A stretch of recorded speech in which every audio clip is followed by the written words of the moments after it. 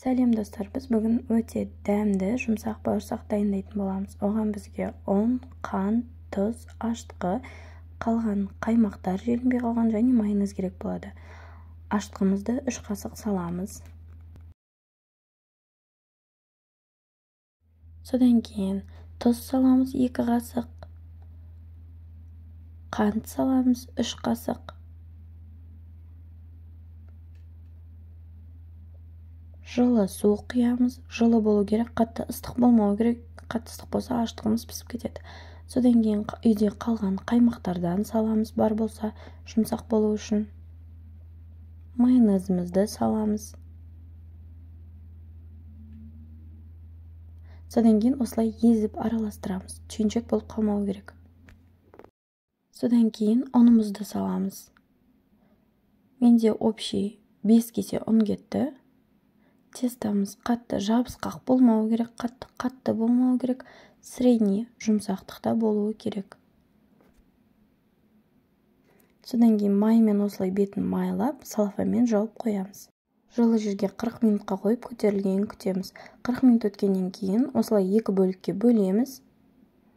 Жұмсартып, майлап екі жағын жаямыз осылай. Қолмен жайсақ та болады, оқтаумен жайсаңыздар да болады.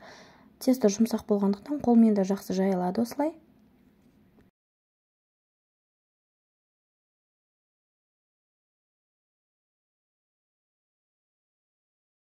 Қатты жұқа қылмай, қатты қалың қылмай әдемілеп жайып алып, осындай домалақ қылып формада кесетін боламыз.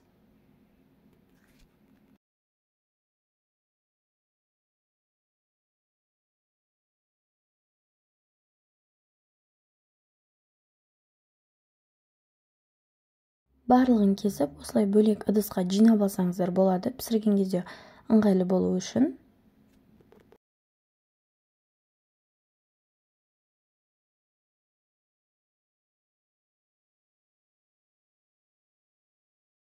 Қалып қойған тестамызды осылай жинап, қайтадан осылай иіміне келтіріп, отдельно қойып қоямыз.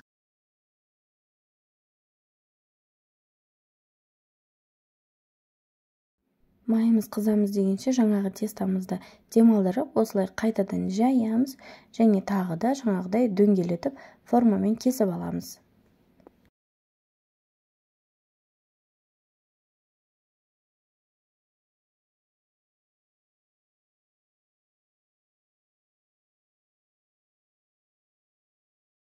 Майдың қызғанын тексеру үшін осылай кішкене ғана бауырсақты салып жіберіп, қарасаңыздар болады. Осы бауырсақ қанша уақытта тезірек көтеріліп піссе, май соншалықты қызды деген сөз.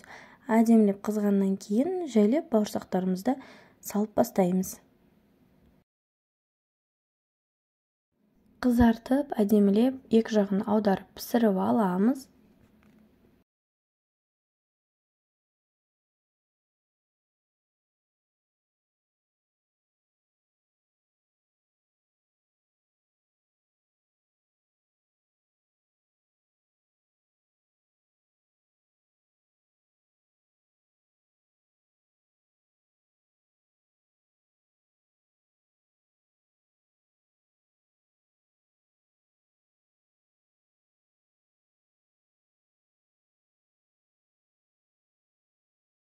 Піскен бауырсақтарды осылай түсіреміз әдемілеп. Содан кейін майды кішкене тағы қыздырып, басқа бауырсақтарымызды пісіреміз.